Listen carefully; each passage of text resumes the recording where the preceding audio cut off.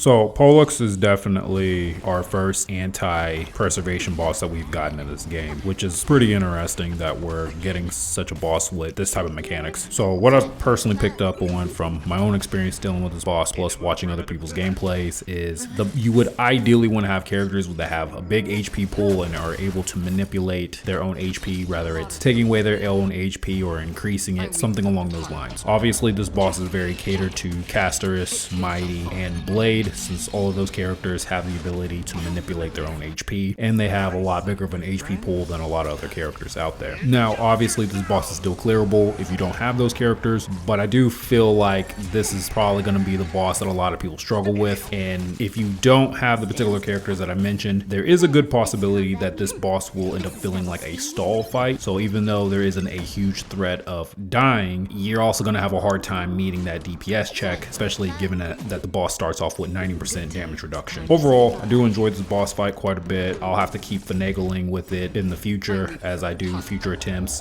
and I'll continue to get used to the mechanics. I might use different team comps in the future to better address this boss, so I'm optimistic about my future run-ins with this boss. I'll see you on the other side. More enemies. This combat needs up. This is double speed. Say bye to breathing. Another journey destined for oblivion.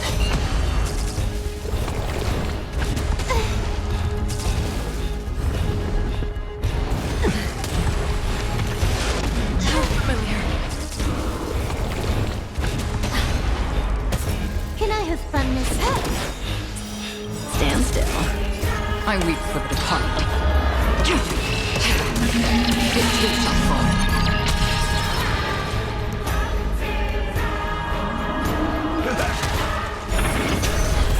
May as well kill them all. Good times. Time to say bye. Boom. Nice, my friends. Indulge yourselves! This combat needs optimizing. This is double speed. It ain't over. Relax. Still waters of oblivion.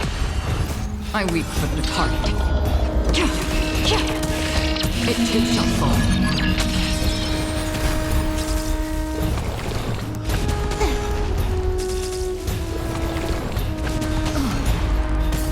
You took the bait.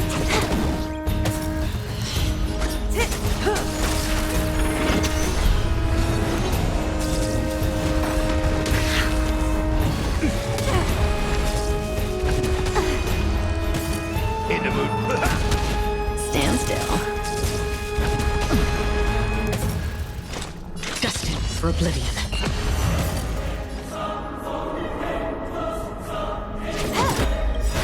This combat needs. This is double speed. Say bye to breathing.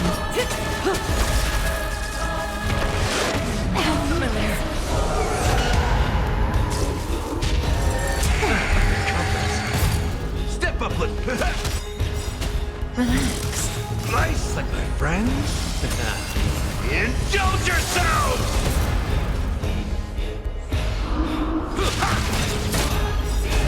Good times. Time to say bye. Boom.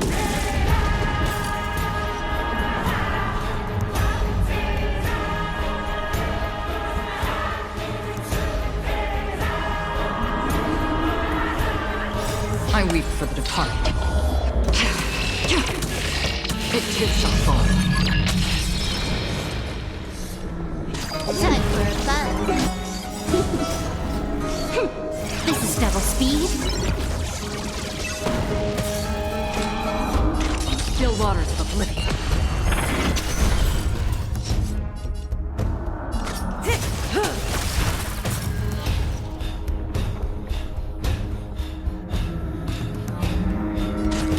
Time for a fun. Stand still. Destined for oblivion. I weep for the departed. It too shall fall.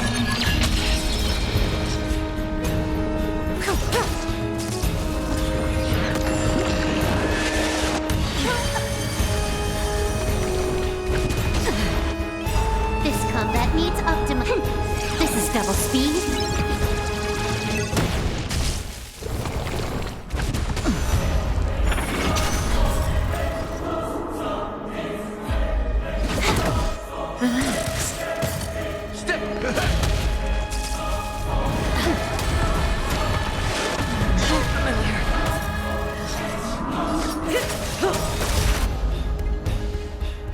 Good times, time to say bye.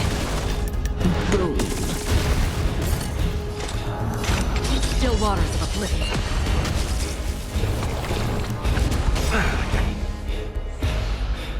Confidence. Again.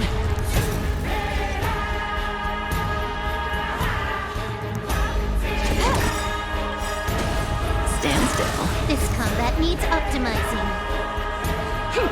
This is double speed. I weep for the departed. It too shall fall. That's what you got.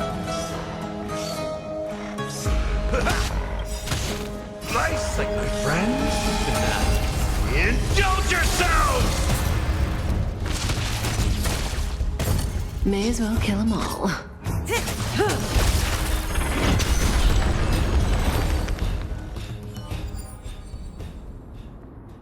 Yo, this is T.O.T. Thank you for dropping in today, if you have. Between certain SAG VAs or associates of SAG, as well as certain content creators online, it's just a reminder that some individuals operate on the premise of a double standard. Communication is one of the most important skill sets that any person in this world can build. And with the SAG VA situation and with certain content creators beefing with each other online, it's been very clear what happens when somebody doesn't have very good communication skills, and it just causes the situation to become a lot worse. Certain SAG VAs have decided to take this aggressive, hostile route when it comes to addressing the audience. Some even go as far as doing name calling, such as calling individuals idiots, for example. And by taking this route, they have sabotaged themselves and their cause, losing a lot of support and a lot of momentum. Again, communication is very important. Now, I can't speak for everyone out there on the internet, but if I was reading something from somebody or listening to a video clip and that person is berating me, calling me a whole bunch of names, saying I don't know anything and things along these lines, I'm gonna click off and I'm just gonna go on about my day. And I suspect that was the same thing that a lot of other people did. And some individuals, in certain cases, will even fire back at that individual. Now, this is where things can really get ugly. People who fire back, some people are going to have gloves completely off. And so they will start to insult that individual back, even if it's through the means of bringing up family, friends, anything that they can use as a weapon against that person who was initially being rude or disrespectful. Now, certain people online will say, hey, you know, that's going too far. This person wasn't involved. Why are they being brought up? And while yes, I do agree on the premise that two wrongs don't make a right, I'm also into the mindset of mess around and find out. If a certain person wants to be toxic online, they can't complain about toxicity when it's thrown back in their face. And again, two wrongs don't make a right, but this is just the way certain people are going to be online. If you don't want that kind of smoke,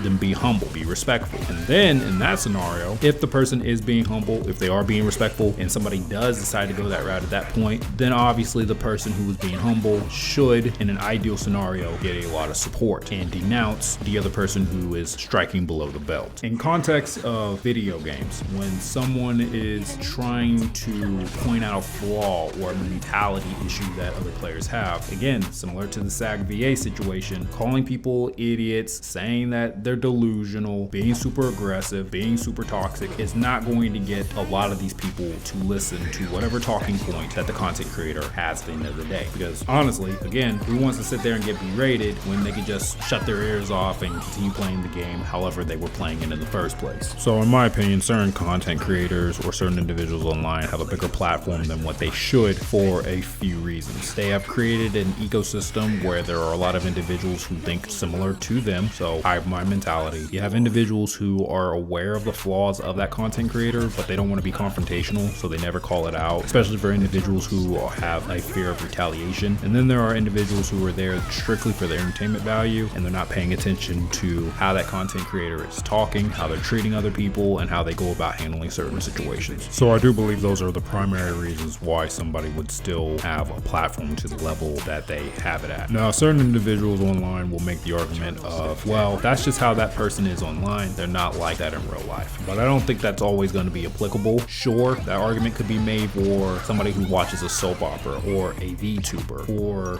maybe somebody who is intentionally doing like a comedy skit. But if you see just a regular everyday streamer or everyday content creator, and especially if you see their face, what you see is what you get. Everyone online can be anything that they want to be. They can either choose to be humble, chill, nice, or they can be a toxic individual. And whatever each individual decides to show you, you should take that at face value, because that is a part of that person's persona. Now, whether or not they just choose to display that a lot on real life is on a per case basis, but I would take that at face value. Another argument that some individuals online might make is, well, you haven't met this person in real life, so how do you know how they act and how they are? And the only argument I can really make on that is, if a person has a very long, extensive online history of being an unpleasant person, then I don't need to be around that person on a real life level to have that conclusion that this individual is unpleasant. Take Pokimane, for example. I don't need to meet up with Pokimane in real life to come to the conclusion that she is a very unpleasant individual, and a lot of people are aware of this. It is what it is. Debates online can sometimes become very heated. With that being said, what commonly happens is there ends up being a lot of personal jabs thrown one way or the other, sometimes in both directions. When conversations devolve into a bunch of personal attacks, whether it be about how somebody looks or how they sound, for example, I take it as a big red flag that either the talking points were very poor in themselves, or somebody doesn't believe enough in those talking points to stay on topic. Finally, to finish everything off in this video, I do want to say that while I'm okay with people talking in a morale aspect, encouraging other people to do better, I also don't think it's a good idea for certain individuals to take this stance when they themselves are morally bankrupt and they conduct themselves very poorly. They should practice what they preach before they expect other people to be better. If you had taken the time to watch this or listen to this, I just want to say thank you for your time. You be safe out there. Deuces. Time for a lesson.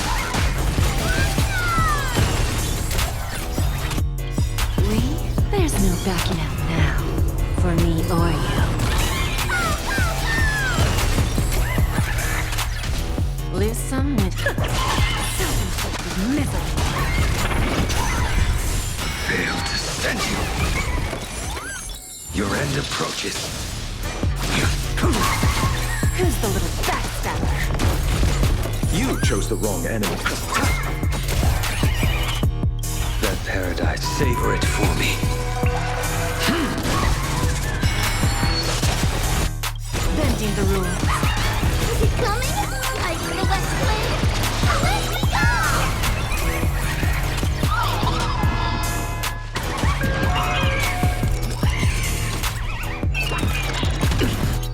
Eternal slip. Dead return!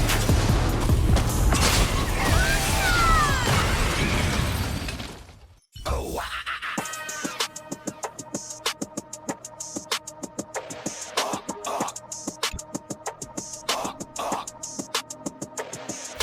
Drowning deep in my sea of loathing, broken your servant I live. Will you give in to me? It seems so